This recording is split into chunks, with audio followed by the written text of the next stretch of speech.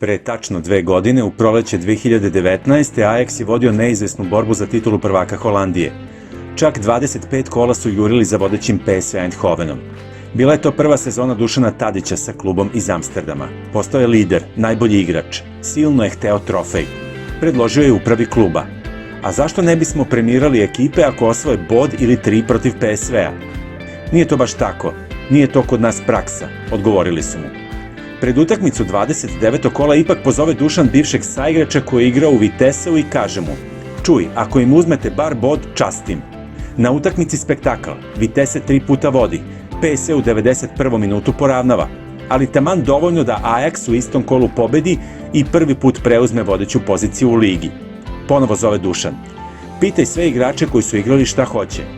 Večer u restoranu u Amsterdamu po izboru ili da vam kupim svakom po telefon. Može, telefoni. Dušan odlazi u Appleovu radnju u Amsterdamu. Dobar dan, molim vas, 18 iPhone-a. Molim? Kažem, 18 najnovijih iPhone-a. Evo, skinite se kartice. Dušan Tadić je otišao sa 18 novih telefona i predao ih svom drugu. I te sezone, kao najbolji igrač Holandske lige, osvojio je svoj prvi trofej u karijeri uopšte. Možda je malo pomogla i premija koju je platio iz svog džepa. A onda poznata proslava pred 100.000 navijača Ajaxa koji su ga obožavali zbog igara, ali nisu znali da je spreman da da i više od toga.